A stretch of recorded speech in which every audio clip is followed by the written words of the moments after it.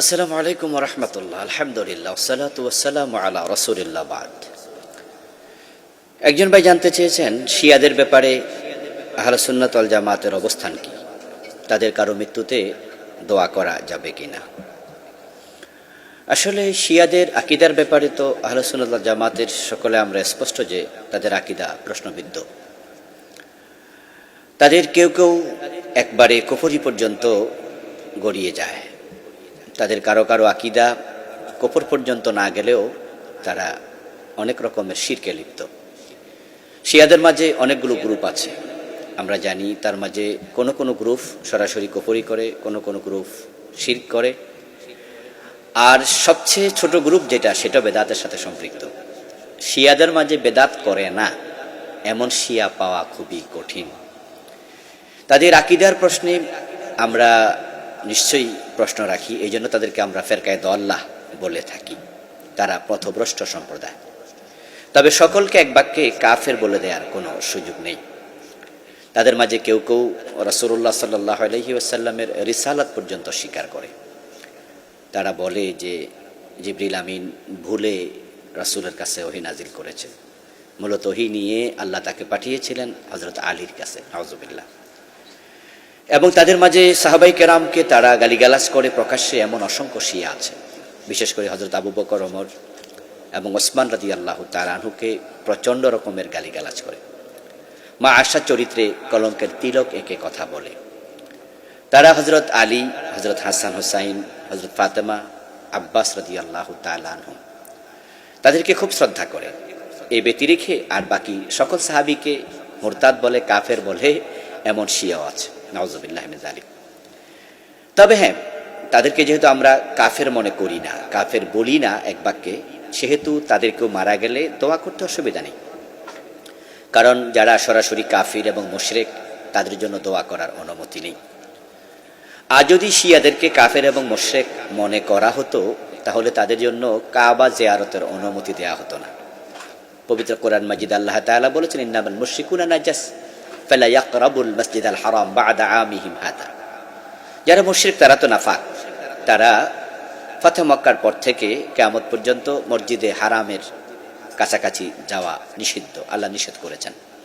এই জন্যই আপনারা জানেন যে পৃথিবীর কোনো অমুসলিম, ইহুদি, খ্রিস্টান, হিন্দু, তাদেরকে মক্কা শরীফে যাওয়ার অনুমতি দেয়া হয় না। তারা কাবাতুল মুকাররমা যেতে পারে না। কিন্তু শিয়ারা হজ করতে মক্কায় যায়, সৌদি প্রশাসন তাদেরকে মানা করে না, অথবা পৃথিবীর কোনো আলেম বলেনি শিয়াদের জন্য কাবার অঙ্গনে যাওয়া নিষিদ্ধ করা হোক। কারণ এক বাক্যে শিয়াদেরকে কেউ কাফের অথবা মুশরিক বলে না। তো যেহেতু তাদেরকে আমরা সরাসরি কাফের অথবা মুশরিক বলে দিচ্ছি না, সেহেতু তাদেরকেও মারা গেলে সিম্পেথি দেখানো, সমবেদনা প্রকাশ করা অথবা তার জন্য দোয়া করা, এতে অসুবিধা নেই। কারণ আপনি কাফের নয়, মুশরিক নয়, এমন প্রত্যেক ব্যক্তির জন্যই দোয়া করার সুযোগ রয়েছে আপনার জন্য। আর ইতোমধ্যে আমরা দেখেছি যে ইরানের প্রেসিডেন্ট তিনি মারা গিয়েছেন হেলিকপ্টার অ্যাক্সিডেন্ট করে, সেখানকার স্বরাষ্ট্রমন্ত্রী সহ আরও কিছু মানুষ। এ নিয়ে বিতর্ক উঠেছে আলেমদের মাঝে। কেউ কেউ বলছেন যে তাদের জন্য দোয়া করা যাবে না।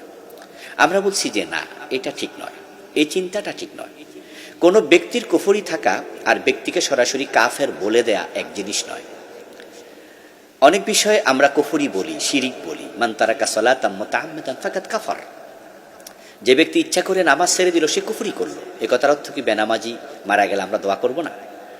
দোয়া করা এক কথা, আর ব্যক্তির কুফরি নিয়ে আলোচনা করা ভিন্ন কথা। আবার কোনো ব্যক্তিকে সরাসরি কাফের বলে দেয়া, সেটা ভিন্ন কথা। তো যারা ইতিমধ্যে সকল শিয়াকে কাফের বলে দিচ্ছেন, শিয়াদের মাঝে হযরত আলীকে শ্রদ্ধা করে, কিন্তু আবু বকরকে গালি দেয় না, ওমরকে গালি দেয় না, রাসূলুল্লাহ সাল্লাল্লাহু আলাইহি সাল্লামকে রাসূল মনে করে, জায়দিয়া সহ এমন কিছু শিয়া তো আছে যারা কাফের নয়। তা আপনি যদি এক বাক্যে শিয়াকে কাফের বলে দেন, তাহলে তো তাদের কুফরি যদি বাস্তবে না থাকে, আপনি তো ওই ফতুয়ার কারণে নিজেই কুফরিতে পড়ে যাবেন। এই জন্য আবেগে কথা বলতে নেই, দলিল ভিত্তিক কথা বলতে হবে। তো আমরা দেখেছি ইতিমধ্যে ফিলিস্তিন ইস্যুতে ইরানের বর্তমান প্রেসিডেন্ট খুবই গুরুত্বপূর্ণ ভূমিকা রেখেছে।